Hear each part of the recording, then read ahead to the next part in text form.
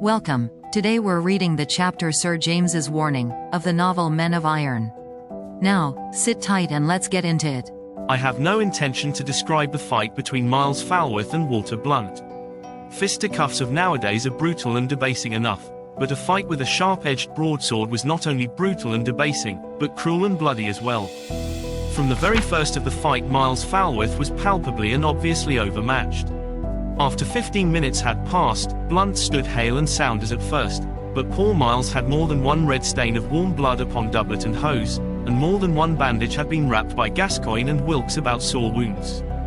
He had received no serious injury as yet, for not only was his body protected by a buckler, or small oblong shield, which he carried upon his left arm, and his head by a bascinet, or light helmet of steel, but perhaps, after all, Blunt was not over-anxious to do him any dangerous harm. Nevertheless, there could be but one opinion as to how the fight tended, and Miles's friends were gloomy and downcast, the bachelors proportionately exultant, shouting with laughter, and taunting Miles at every unsuccessful stroke. Once, as he drew back panting, leaning upon Gascoigne's shoulder, the faithful friend whispered, with trembling lips, "Oh, dear Miles, carry it no further. Thou hurtest him not, and he will slay thee ere he have done with thee." Thereupon Blunt, who caught the drift of the speech, put in a word. "Thou art sore hurt, Miles Falworth," said he, "and I would do thee no grievous harm. Yield thee and own thyself beaten, and I will forgive thee. Thou hast fought a good fight, and there is no shame in yielding now." "Never," cried Miles, hoarsely, "never will I yield me. Thou mayst slay me, Walter Blunt, and I reck not if thou dost do so, but never else wilt thou conquer me." There was a tone of desperation in his voice that made all look serious. "Nay," said Blunt, "I will fight thee no more, Miles Falworth, thou hast had enough." "By heavens!" cried Miles, grinding his teeth, "thou shalt fight me, thou coward. Thou hast brought this fight upon us, and either thou or I get our quittance here. Let go, Gascoigne," he cried, shaking loose his friend's hold. "I tell thee he shall fight me." From that moment Blunt began to lose his head. No doubt he had not thought of such a serious fight as this when he had given his challenge, and there was a savage bulldog tenacity about Miles that could not but have had a somewhat demoralizing effect upon him. A few blows were given and taken, and then Miles's friends gave a shout. Blunt drew back, and placed his hand to his shoulder. When he drew it away again it was stained with red, and another red stain grew and spread rapidly down the sleeve of his jacket.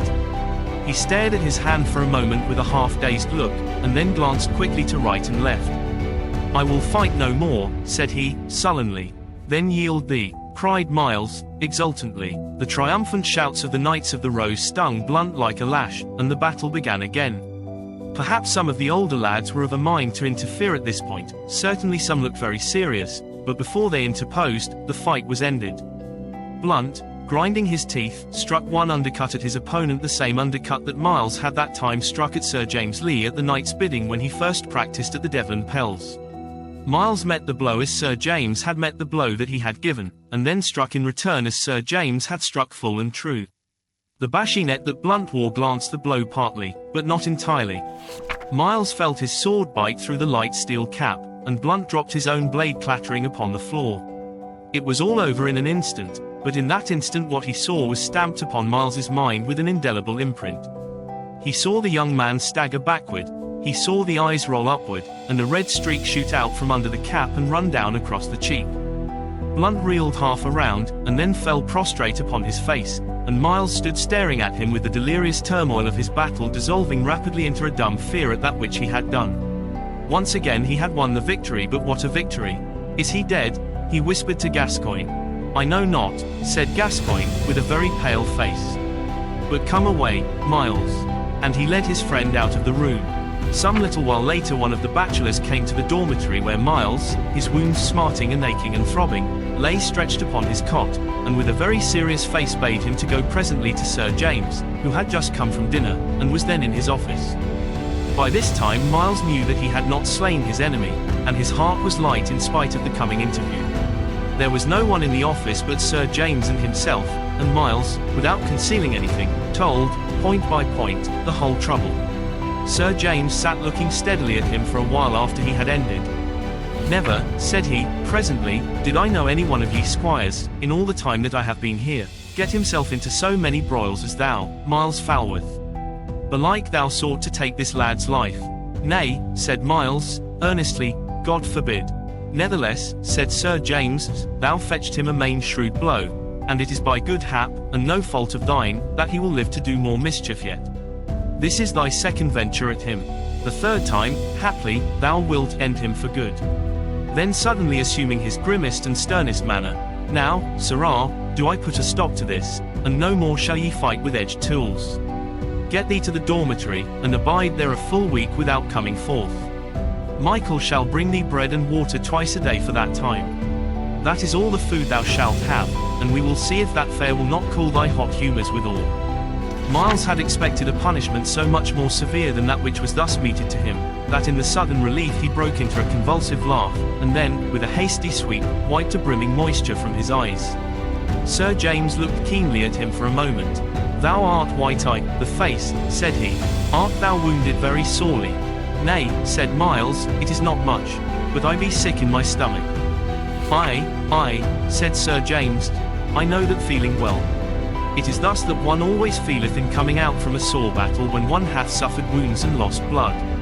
And thou wouldst keep thyself hale, keep thyself from needless fighting. Now go thou to the dormitory, and, as I said, come thou not forth again for a week. Stay, sirrah, he added, I will send George Barber to thee to look to thy sores. Green wounds are best drawn and salved ere they grow cold. I wonder what Miles would have thought had he known that so soon as he had left the office, Sir James had gone straight to the Earl and recounted the whole matter to him, with a deal of dry gusto, and that the Earl listened laughing. Aye, said he, when Sir James had done, the boy hath mettle, sure. Nevertheless, we must transplant this fellow Blunt to the office of gentleman in waiting. He must be old enough now, and gin he stayeth in his present place, either he will do the boy a harm, or the boy will do him a harm.